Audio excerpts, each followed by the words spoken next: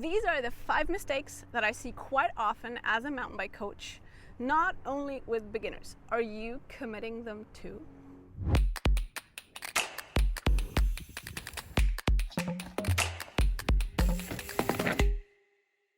Hi, I'm Roxy and I love sharing my knowledge in these videos to help you learn faster and ride safer. Why? Because when I was a beginner, I so wish I would have had someone tell me these things. In this video, I'm sharing 5 mountain bike riding mistakes that, interestingly enough, I literally always see. And unfortunately, I also sometimes hear them being passed on, and quite often, actually, by men to their gals, interestingly. So, mistake number 1 is that many bikers move their weight too far rearwards on the bike. Or actually forward on their bike. So, too far back, too far forward, what's right then? Well, it's actually pretty simple. You want to stay balanced in the bike.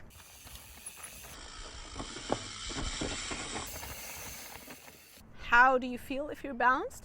You will feel if you're balanced on your legs if you don't feel any pressure or pull on the handlebars because your entire body weight is balanced through your feet. What that means exactly and whether there is a really perfect riding position in the bike, you can see in my video, the perfect riding position, which you can find here, and also I've linked it below in the video description and the pinned comment. So why don't you want to be too far rearwards in the bike? If you are too far back, then your front wheel becomes unsteady. You lose control and usually you start to ride faster than you would actually like to. And that's why you'll start to lose control. So why don't you want to be too far forward in your bike? If you're too far forward in the bike, for example, if you are leaning onto the handlebars and you feel pressure in the hands, your front wheel gets stuck often, and an occasional over the bars is pretty pre-programmed. In addition, you'll need much more strength and speed to get obstacles, so you'll compensate for a lack of skills by speed, which can lead to crashes, flat tires, and pretty much more. So mistake number 2 is braking too much with the rear brake.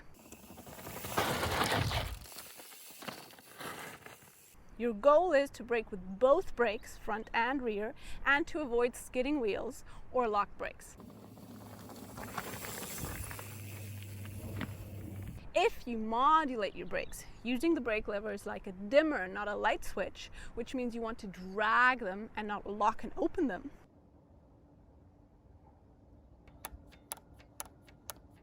you will brake in a fashion that avoids skidding wheels, and then you'll notice that with time you will start to apply more of the front brake than the rear.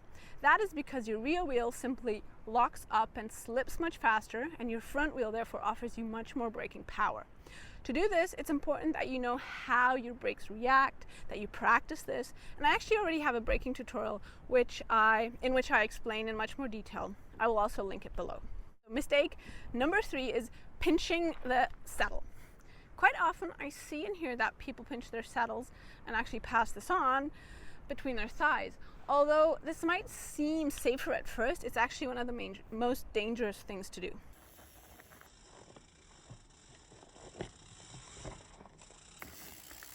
Your goal when mountain biking is always to keep your body as stable as possible and allow the bike to move beneath you. I already have videos on this as well. I'll link them to you in the video description and in the pinned comment. So what if you pinch the saddle? What actually happens? Well, every time your bike wants to move, this is transferred to your body, which means you become the passenger of the bike. The bike will literally throw you around. If now it's also steep, this pinching will result in your body positioned far too far forward, which brings us back to error 1, which means you can no longer brace against the forces, and sooner or later you will go over the handlebars. By the way, do you find my videos helpful? Give me a thumbs up. I'm really happy about each one of them. Okay, this brings us to mistake number 4. Elbows too far out or too close to the body. Generally in life, extremes are to be avoided. Of course, this also applies to biking. Often it's promoted that you should have the elbows extremely far out when you're biking.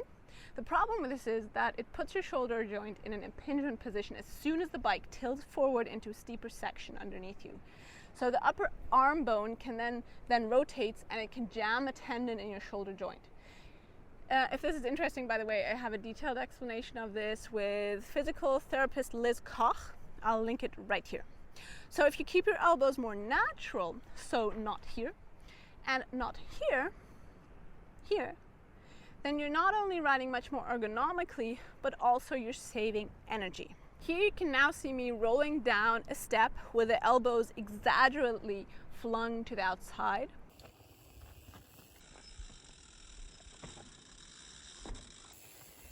Now you can see me with the elbows in a happy medium position.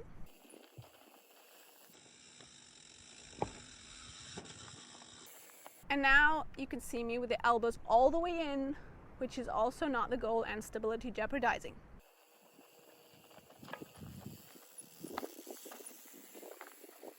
So I think you can see pretty impressively that it just looks more natural in the second video with the elbows in a natural position. Just try it out. I'm sure it will also feel much more stable and natural. And if you want to know how to roll the step like this, then watch this video, which I'll also link below. This brings us to common mistake number 5. Often I hear people, just let it roll, speed is your friend, let go of the brakes.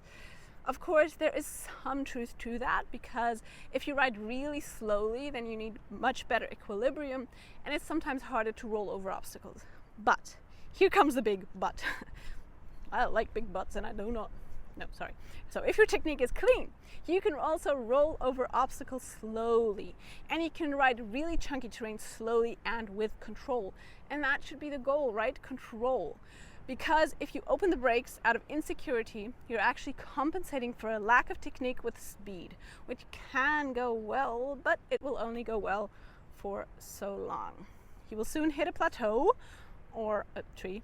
Well, a plateau, and if the terrain gets too technical, there's no way you can compensate for skills with speed anymore. So most of all, you're actually ingraining your fundamental errors with each ride. And then one day, you will come to a steep section and a rocky section, which is immediately followed by a tight turn, and then there's just no way you can ride it, because you can't just open the brakes and survive. So you need slow speed poise. And if you've done this for many years, then you'll need to unlearn many compensatory habits, which will take ages. So the quicker and safer way is to learn to ride slow first, to eventually go fast with control. You can find more about this in this video again, which I've linked below. It's about the skills algorithm, which is the order of the skills to learn. So, how did you like this video? Let me know below. Are you a beginner? Are you an advanced rider? Did you recognize yourself in these errors? I would love to hear. Thank you so much for being here. I truly appreciate you staying till the end.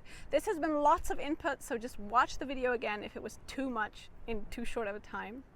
Have a lovely day. Goodbye.